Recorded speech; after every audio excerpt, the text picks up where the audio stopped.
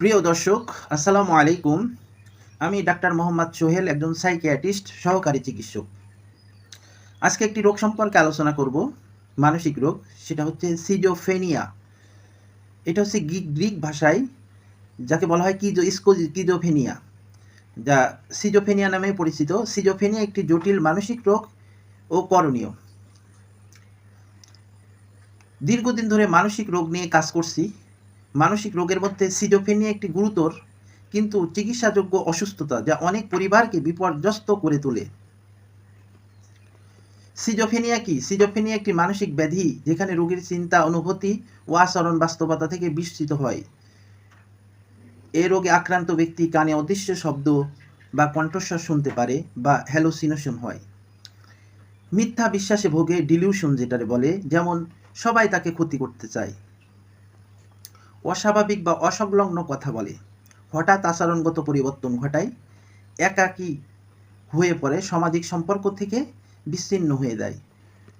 রোগীরা ওষুধ খেতে চায় না কেন?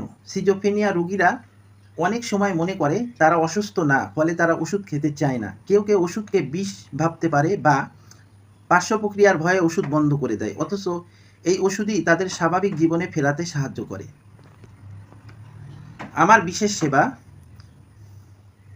আমি ডাক্তার মোহাম্মদ সোহেল, একজন সাইকিয়াট্রিস্ট, সহকারী চিকিৎসক হিসাবে বাসায় গিয়েও চিকিৎসা সেবা প্রদান করে থাকি। বিশেষ করে সিজোফ্রেনিয়া রোগীদের জন্য আমার রয়েছে কিছু বিশেষ ব্যবস্থাপনা, যার মাধ্যমে ওষুধ না খেতে চাওয়া রোগীদের ধীরে ধীরে ওষুধ গ্রহণে আগ্রহী করে তুলি। প্রয়োজন হলে ইনজেকশন থেরাপির মাধ্যমে চিকিৎসা দিই। রোগীকে ভয় না পাইয়ে কৌশলে চিকিৎসার পথে নিয়ে আসি। বুঝতে পারছেন? রোগীর পরিবারকে বুঝিয়ে সহনশীল ও কার্যকর চিকিৎসা পরিকল্পনা তৈরি করি। আপনি যদি আমার চিকিৎসা পদ্ধতির অধীনে আসেন, রোগী ধীরে ধীরে ওষুধ খাবে, উন্নতি করবে এবং স্বাভাবিক জীবনে ফিরে যাবে ইনশাল্লাহ। আপনার প্রিয়জন যদি সিজোফ্রেনিয়ায় আক্রান্ত হয়ে থাকেন এবং ওষুধ খেতে রাজি না হন, তাহলে দেরি না করে আমার সঙ্গে যোগাযোগ করুন। এখানে নিচে নাম্বার থাকলো, আমার ঠিকানা থাকলো, বিস্তারিত যোগাযোগ করবেন, পাবেন। আমার হাতে এরকম বড় বড় সাইকিয়াট্রিস্ট, তারা ওষুধ খাওয়াইতে পারি নাই, কিন্তু আমি ওষুধ খাওয়াইতে পারছি এবং রোগীকে সুস্থ করে তুলছি।